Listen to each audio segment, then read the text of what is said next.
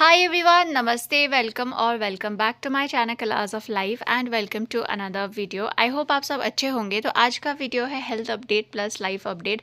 आप लोग मुझसे पूछते हो कि टीबी का आपका ट्रीटमेंट ख़त्म हो गया तो उसके बाद कैसा फील हो रहा है, लाइफ पहले जैसी नॉर्मल हो गई है या नहीं, आप व्लॉगिंग क्यों नहीं कर रहे हो, वीडियोज़ क्यों इतने गैप करके डाल रहे हो। तो उस सारे सवाल का आज मैं जवाब देने वाली हूँ। And if you new here, hi, my name is Aarti. I make health related videos या specially videos related to tuberculosis because I am a brain, spine, and lungs TB survivor and I share videos on the basis of my experience. I am not a medical professional और इस channel के through मेरा एक ही M है कि ज़्यादा से ज़्यादा टीबी पेशेंट्स तक हम रीच करें और उनकी हेल्प कर पाए। If you new here, please hit the subscribe button and let's get started with the video. तो किसी ने पूछा था कि क्या टीबी ठीक होने के बाद लाइफ नॉर्मल हो गई है, लाइफ पहले जैसी हो गई है। काफ़ी हद तक लाइफ नॉर्मल ही हो गई है। टीबी के टाइम में भी लाइफ थोड़ा नॉर्मल ही था क्योंकि जो पेन वगैरह हो रहा था अब वो पार्ट हो गया था, लाइफ का हिस्सा हो गया था।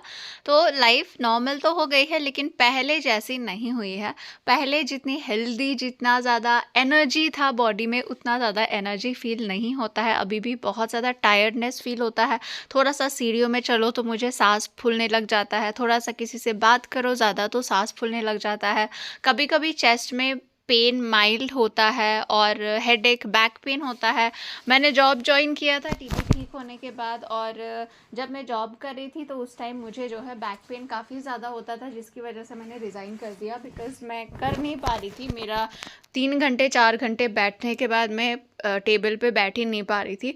तो बैक पेन थोड़ा थोड़ा होता है और होता रहता है, कभी हेडेक, कभी बैक पेन, कभी सांस फूलना, ये सब चीज़ें होती रहती है। और अभी मेरा 6 महीने जैसे ही कंप्लीट होगा टीबी ठीक होके, मेरा न्यूरोलॉजिस्ट के साथ भी मिलने जाना पड़ेगा और मेरा जो टीबी हॉस्पिटल है वहाँ पे भी जाना पड़ेगा। 6 मंथ्स बाद में रिव्यू है, तो जब मैं जाऊँगी तब मैं बताऊँगी कि मुझे थोड़ा थोड़ा पेन रहता है। तो यस, लाइफ पहले जैसी कम्प्लीटली हेल्दी, कम्प्लीटली नॉर्मल नहीं हुई है। मुझे अभी भी ज़्यादा चलो तो सांस थोड़ा सा फूलता है और ज़्यादा बैठो तो अगर मैं स्टडी टेबल पे लैपटॉप के सामने बैठती हूँ 3-4 घंटे तो मुझे बैक में पेन होने लगता है। तो पहले जैसी तो नहीं हुई है लेकिन काफ़ी हद तक नॉर्मल हुई है बिकॉज़ जो मैं टीबी की मेडिसिन लेती थी उस टाइम मुझे मेडिसिन लेने के बाद बहुत ज़्यादा वॉमिटिंग वगैरह, एसिडिटी वगैरह होता था। तो जैसे ही मैंने वो मेडिसिन स्टॉप किया वो मेरा प्रॉब्लम एकदम स्टॉप हो गया। तो टीबी के जो मेडिसिन के साइड इफ़ेक्ट्स थे वो काफ़ी हद तक वहीं पे ख़त्म हो गए जब मैंने ट्रीटमेंट बंद किया।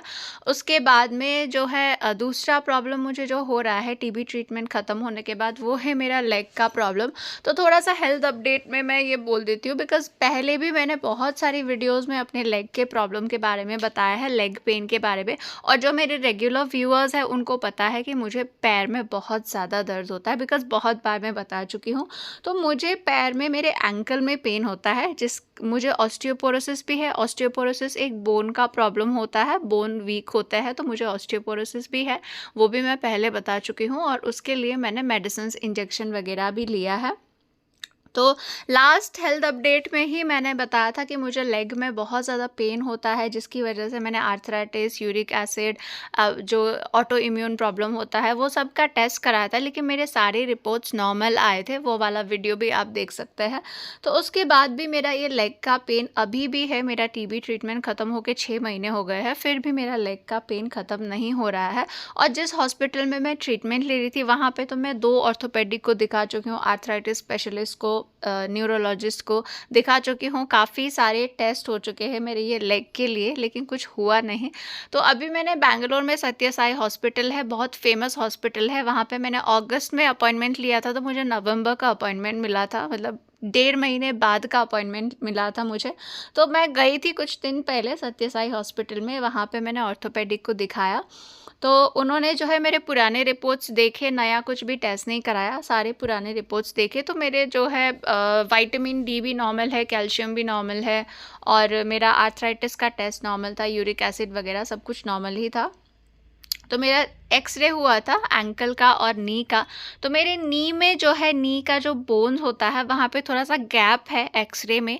तो मुझे ऑर्थोपेडिक ने यही बोला कि अगर ज़्यादा एज होता है तो हम लोग नी का सर्जरी करते हैं, बट आपके हेल्थ को, मतलब आपके मेडिकल प्रॉब्लम और आपकी एज को कंसिडर करते हुए अभी हम कोई सर्जरी वगैरह नहीं करेंगे, और नी में पेन भी नहीं है, तो उसके लिए अभी ऐसे ही रहने देते हैं। बाद में अगर कुछ प्रॉब्लम बढ़ता है तो तब देखेंगे। लेकिन मेरा एंकल का जो मेरा एक्सरे था वो एकदम नॉर्मल आया था।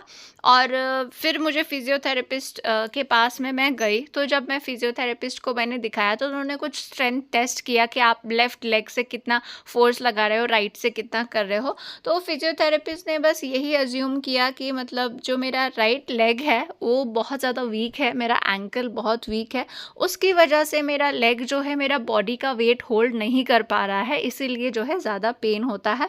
अब ये क्लियर नहीं है कि ऐसा है नहीं है। फिजियोथेरेपिस्ट ने बोला कि अभी के लिए हम ये अज्यूम करते हैं बिकॉज बाकी आपके रिपोर्ट सही आ रहा है। तो उसी बेसिस पे जो है मुझे कुछ एक्सरसाइज दिया है फिजियोथेरेपिस्ट ने। तो अभी के लिए लेग के लिए मैं वही एक्सरसाइज रेगुलर कर रही हूँ। बाकी मुझे मल्टीविटामिन और कोलाजिन का टैबलेट दिया है, और मेरा जो ऑस्टियोपोरोसिस का इंजेक्शन था वो भी रेगुलर चल रहा है। तो अभी लेग पेन का यही अपडेट है, क्योंकि बहुत सारे लोग मेरे को कमेंट, आज भी मैंने देखा था कि टीबी ट्रीटमेंट खत्म होने के बाद लेग पेन हो रहा है, ये न्यूरोपैथी है या क्या है। तो आपका लेग पेन होने का कोई भी कारण हो सकता है, आप एक बार ऑर्थोपेडिक को दिखाइए, और जो भी लेग पेन से रिलेटेड, बोन से रिलेटेड टेस्ट है वो टेस्ट करके बताएंगे। तो अभी भी मेरा लेग पेन का कारण पता नहीं लगा है, बस मेडिसिन वगैरह, एक्सरसाइज वगैरह दिया है, तो अभी मैं वही कर रही हूँ लेग पेन के लिए।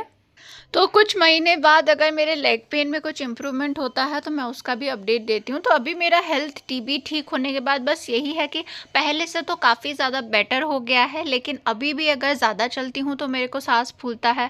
मैं स्टडी टेबल पे बैठ के 3-4 घंटे बैठ के लैपटॉप चलाना, पढ़ाई करना, वो सब मेरे से नहीं होता, बिकॉज ज़्यादा बैठती हूँ तो मेरे बैक में जो है इन्फ्लेमेशन और पेन होता है।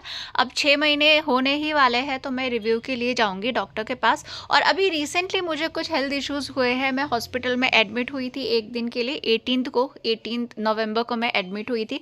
रात के 2 बजे मुझे एडमिट किया गया था इमरजेंसी में, क्योंकि कुछ प्रॉब्लम हो गया था मेरे को, स्टमक पेन, वॉमिटिंग वगैरह हो गया था। तो मुझे जो है अपेंडिसाइटिस का भी डाउट कर रही थी, क्योंकि लास्ट ईयर मुझे अपेंडिसाइटिस आया था, वो भी मैंने किसी व्लॉग में बताया था। तो अभी रिसेंटली हमने देखा तो अपेंडिसाइटिस नहीं है मेरा, लेकिन कुछ प्रॉब्लम है पेट में।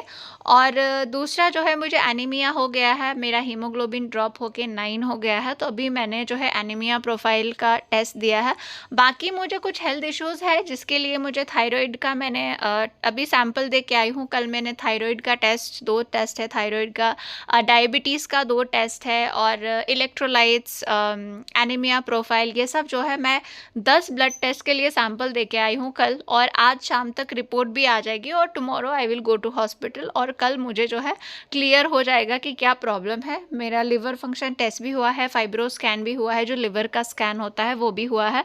तो काफ़ी ज़्यादा हेल्थ इश्यूज हो रहे थे 5-6 दिन से, और उसी के लिए मेरे डॉक्टर ने बहुत सादा ही मेरे को टेस्ट कराया है। तो कल मैं रिपोर्ट्स का वेट कर रही हूँ। बाकी जब मेरे ये रिपोर्ट्स आएगा तो इस बारे में भी मैं अपडेट दूंगी आप लोगों को।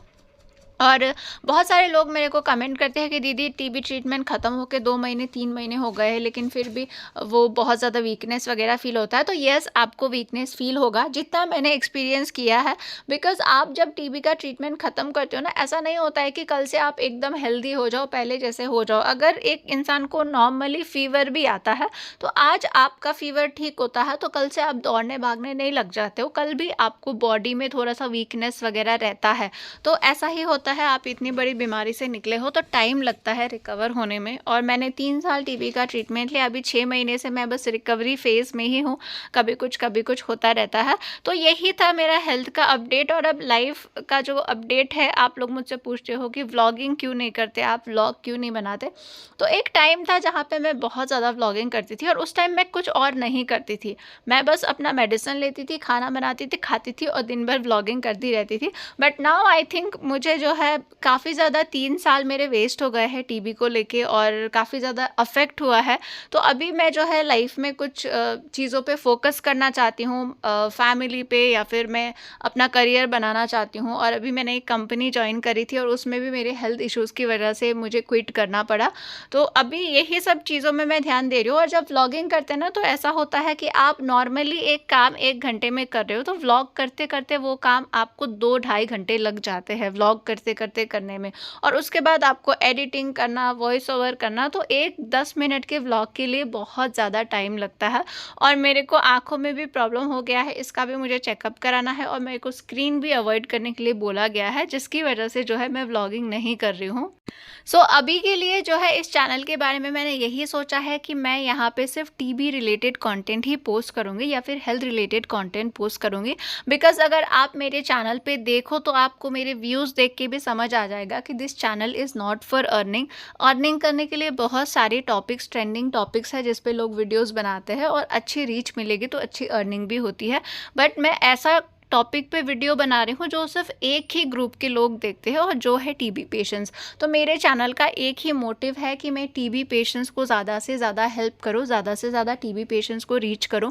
और अभी जो है मैं कोई कोलैबोरेशन वगैरह भी नहीं कर रही हूँ, बिकॉज़ जितने भी कोलैबोरेशन आते हैं वो सिर्फ बेटिंग ऐप, गेमिंग ऐप, इन सब के आते हैं और इन सब का इन्फ्लुएंस अच्छा नहीं होता है स्पेशली यूथ पे। तो वो चीज़ें भी मैं अवॉइड कर रही हूँ। और आप सबका बस इतना सपोर्ट चाहिए कि आप इस चैनल को जो है ज़्यादा से ज़्यादा टीबी पेशेंट्स तक शेयर करो। और अगर फ्यूचर में अगर मैं ना भी रहूँ तो ये चैनल रहे और बहुत सारे लोगों की इससे हेल्प हो।